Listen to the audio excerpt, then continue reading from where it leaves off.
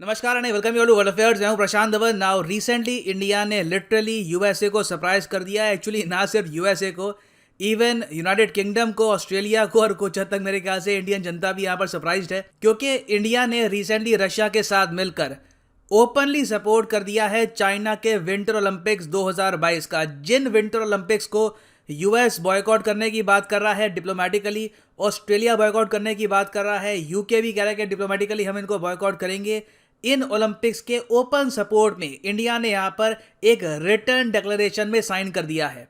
अब अगेन यहां पे आप कह सकते हैं वेल ये कौन सी बड़ी बात है, इससे पहले जो ब्रिक्स समिट हुआ था उसमें भी तो सर आपने बताया था समिट में, या पूरा आपने जब डिक्लेरेशन पढ़ा था कि इंडिया ने विंटर ओलंपिक्स को यहां पर सपोर्ट किया, तो ये तो तब की बात है। देखो उसके बाद से बहुत सी चीज़ें हुई हैं, बहुत सी डेवलपमेंट्स हुई हैं, रिलेशंस इंडिया चाइना के और ज़्यादा ख़राब हुए हैं। यूएसए ने अनाउंस किया है कि ये चाइना का जो विंटर ओलंपिक्स का इवेंट है इसको ऑल टुगेदर बॉयकॉट करेंगे डिप्लोमेटिकली। यूएसए के कोई मिनिस्टर्स, कोई ब्यूरोक्रेट्स नहीं जाएंगे, सिर्फ एथलीट जाएंगे।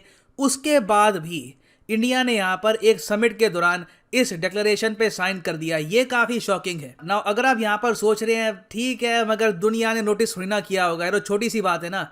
देखो चाइना ने इस बात को यूज़ करना स्टार्ट कर दिया है अपने ग्लोबल प्रोपेगेंडा में। यहाँ पे आप देख पाओगे ग्लोबल टाइम्स का आर्टिकल है, ये यहाँ पर कह रहे हैं, और बाय द वे ये बाय ग्लोबल टाइम्स टीम है, ये कोई ओपिनियन पीस नहीं है। तो मतलब लिटरली चाइनीज कम्युनिस्ट पार्टी का जो माउथ पीस है ये बात कह रहा है दुनिया के सामने कि इंडिया जिस तरीके से ओपनली सपोर्ट कर रहा है बीजिंग विंटर ओलंपिक्स को, इससे ये बात क्लियर हो जाती है कि इंडिया एक नेचुरल एलाई होता है मित्र मुल्क से भी एक कदम ऊपर, एक नेचुरल एलाई नहीं है यूएसए का।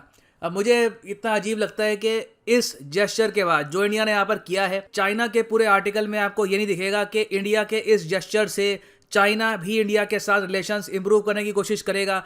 आप अगर पूरा आर्टिकल पढ़ोगे उसमें इन्होंने कैटेगोरिकली ये लिखा है कि इंडिया को अभी और भी बहुत कुछ करना पड़ेगा चाइना के साथ रिलेशंस इंप्रूव करने के लिए। मगर इन लोगों ने यहाँ पर इंडिया का जो सपोर्ट है विंटर ओलंपिक्स को, इसको ऐसे दिखाया है कि देखो ये जो इंडिया ने किया है ना, इस वजह से यूएस कभी भी इंडिया पर भरोसा नहीं कर पाएगा जहां तक चाइना को कंटेन करने की बात आती है। तो इसलिए काफ़ी देश आज के समय सर खुजा रहे हैं कि इंडिया इतना ज़रा ओपनली सपोर्ट में क्यों आ गया बीजिंग 2022 के विंटर ओलंपिक्स के लिए। अब यहाँ पे अगेन आपको समझना होगा कि वो कौन सा प्लेटफॉर्म था जहां पर इंडिया ने ये स्टेटमेंट दी है रशिया और चाइना के साथ। देखो ये सब हुआ था during the 18th meeting of the foreign ministers of China, Russia and India. एक बहुत ही इंपॉर्टेंट इंटरनेशनल ग्रुप है जिसका नाम है RIC, रशिया इंडिया चाइना। इसकी शुरुआत हुई थी 1990s में, जब उस वक्त के रशिया के बहुत ही फेमस पॉलिटिशियन थे प्रिमाकॉव। इन्होंने ये आइडिया निकाला कि वेस्टर्न अलायंसेस जो हैं उनको काउंटर करने के लिए क्यों ना तीन जो बड़े देश हैं, ह्यूज कंट्रीज हैं, इंडिया, रशिया, चाइना, तीनों को इकट्ठा करके एक इनका ग्रुप फॉर्म किया जाए। बाद में ऑफ कोर्स एक और इससे भी बड़ा आइडिया आया कि क्यों ना ब्रिक्स बनाया जाए, वहां पे हमने साउथ अफ्रीका और ब्राजील को भी ऐड कर दिया है। तो 1990 से ये आप अगर देखो तो लगातार जो RIC कंट्रीज हैं इनकी मीटिंग होती है, काफ़ी बार लीडर्स इनके मिलते हैं, G20 समिट के दौरान और वेरियस समिट्स के दौरान भी आपस में मिलते हैं, और लगातार जो इनके विदेश मंत्री हैं, तीनों कंट्रीज के जो विदेश मंत्री हैं, इनकी भी मीटिंग होती है। अब यही मीटिंग रिसेंटली हो रही थी वीडियो कॉन्फ्रेंसिंग के जरिए, और एक्सपेक्ट ये किया जा रहा था कि इंडिया यहाँ पर जो डिक्लेरेशन निकल के आएगा ना इस मीटिंग के बाद, उस पर साइन नहीं करेगा रशिया और चाइना के साथ।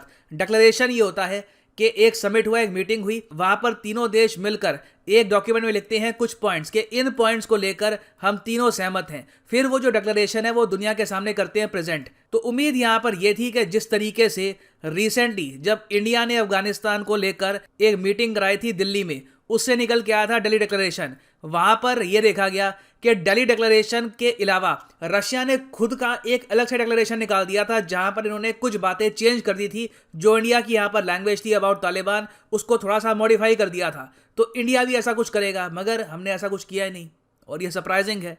और ये एक ऐसे टाइम में हम कर रहे हैं जब ऑस्ट्रेलिया ओपनली कह रहा है कि ये लोग जो डिप्लोमेटिक बॉयकॉट है ये करेंगे ओलंपिक्स का।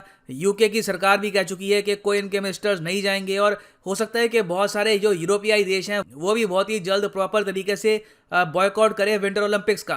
और इसके पीछे कई रीजन है। कोविड-19 पेंडेमिक को लेकर गुस्सा है, उसके अलावा जो काम आज के समय चाइना कर रहा है उइगर मुस्लिम्स के साथ, रिसेंटली आपको पता होगा कई फुटेज भी रिलीज हुई है। फाइनली कुछ फुटेज हमारे सामने आई है जहां पे हम देख सकते हैं कि किस तरीके से जो कैंप्स हैं इन चाइना ये काम करते हैं नियर द शिंगजांग रीजन। तो ये सब जो हो रहा है, इसके बावजूद जो डिक्लेरेशन है यहाँ पर, इसका पॉइंट नंबर 34 आप देखोगे, वहां पर लिखा है द मिनिस्टर्स ऑफ कोर्स यहाँ पे अजय शंकर, लावरोव और चाइना के वैंग यी की यहाँ पर ये बात कर रहे हैं। तो जो तीनों मिनिस्टर्स हैं ये एक्सप्रेस कर रहे हैं अपना support to China to host Beijing 2022 winter Olympics and Paralympic games. और अगर आप सोच रहे हैं कि इस पूरी मीटिंग में सिर्फ यही बात हुई है तो इसका आंसर है नहीं। चाइना को हम देखो ऐसी मीटिंग्स में, ब्रिक्स जैसे फोरम्स में, RIC जैसे फोरम्स में फ्री के पॉइंट स्कोर करवाने का मौका दे देते हैं। ये मैं जेन्युइनली कहूँगा कि हमारी विदेश नीति में इसको लेकर बहुत ज़्यादा सोचने की आवश्यकता है कि हम लोग कर क्या रहे हैं। अब रिसेंटली आप अगर देखो इसी मीटिंग में चाइना के विदेश मंत्री ने यह भी कह दिया कि डेमोक्रेसी ट्रैप आज के समय फैला रहा है, डेमोक्रेसी का एक फंदा US आज के समय फैला रहा है और इंडिया और रशिया को इससे बच के रहना चाहिए। ये ऑफ कोर्स बात कर रहे थे डेमोक्रेसी समिट के बारे में जो जो बाइडेन होस्ट करेंगे दिसंबर महीने में और 2021। और इस समिट में जो बाइडेन ने चाइना और रशिया को इन्वाइट नहीं किया है।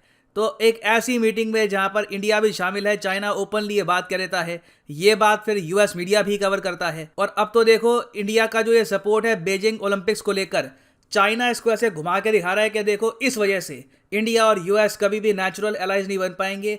इससे क्लियरली दिखता है कि चाइना बेसिकली हमारी गलतियों को बहुत ही कन्वीनियंटली यूज करता है अपने डिप्लोमेटिक पॉइंट स्कोर करने के लिए। और ये बात इन्होंने कई बार अपने आर्टिकल में दोहराई है कि इंडिया का जो ये जेस्चर है इससे इंडिया ये बात कन्वे कर रहा है USA को और दुनिया को कि चाहे इनके रिलेशंस USA के साथ बहुत ज़्यादा करीबी हो, इन दी एंड इंडिया बहुत ज़्यादा कभी भी झुकेगा नहीं US के पक्ष में इन इंटरनेशनल अफेयर्स। और आगे ये भी ऐड कर दिया है कि इंडिया ने रिसेंटली अपनी जो कोलैबोरेशन है US के साथ और साथ में जापान और ऑस्ट्रेलिया के साथ ये स्ट्रेंथन करी है, मगर साथ ही साथ ये लोग चाइना और रशिया के साथ भी खड़े हैं और ब्रिक्स और SU में भी जो इंडिया की पार्टिसिपेशन है ये भी लगातार बढ़ती जा रही है। तो इसके बारे में देखो कहीं ना कहीं हमको जेन्युइनली सोचना होगा कि क्या आज के समय सही टाइम है कि हम ऐसी मीटिंग्स को अटेंड करें और चाइना के ओलंपिक्स के सपोर्ट में आए। क्या हम यहाँ पर ऑस्ट्रेलिया, UK, USA को सही मैसेज सेंड कर रहे हैं? तो यहाँ पर मैं जानना चाहूँगा आपका ओपिनियन। आपके ओपिनियन दो सकते हैं यहाँ पर। पहला तो ये है कि देखो इन दी एंड इंडिया की जो फॉरेन पॉलिसी की नींव है कि हम नॉन अलाइंड रहेंगे, किसी पक्ष में ज़रा झुकेंगे नहीं, उसको ही फॉलो करना चाहिए, उस हिसाब से हम ठीक कर रहे हैं। या फिर आप यहाँ पर कह सकते हैं कि अब फाइनली टाइम आ चुका है नॉन अलाइन से दूर हटने का और एटलीस्ट इंडिया यहाँ पर RIC समिट में ये कह देता कि डिक्लेरेशन के इस एस्पेक्ट में हम साइन नहीं करेंगे, चाहे बाद में बॉयकॉट ना करता, चाहे बाद में आप अगर देखो हम अपने एथलीट वहाँ पर भेजते हैं, इंडिया के वैसे ही 2-3 एथलीट ही जाते हैं विंटर ओलंपिक्स में, ज़्यादा पार्टिसिपेशन होती नहीं है, तो वो एस्पेक्ट दुनिया इतना कवर ना करती। मगर इस तरीके से इंडिया ने जो डिक्लेरेशन पे साइन कर दिया है, इस चीज़ को चाइना इंटरनेशनली काफ़ी उछालेगा कि देखिए इंडिया दुनिया की सबसे बड़ी डेमोक्रेसी वो हमारे ओलंपिक्स में आ रही है, तो ये कैसा बॉयकॉट हुआ। वेस्टर्न कंट्रीज कैसे कह रही हैं कि डेमोक्रेसीज बॉयकॉट करेंगी बीजिंग ओलंपिक्स को। और फाइनली यहाँ पर मैं ये भी ऐड कर दूं कि अनअकैडमी का भी एक बहुत ही अच्छा ऑफर चल रहा है on the UPSC combo package. Comment section में जाओ, पिन कमेंट में आपको मिलेगा ये लिंक, इस लिंक पे करो क्लिक और यहाँ पे आप परचेज कर पाएंगे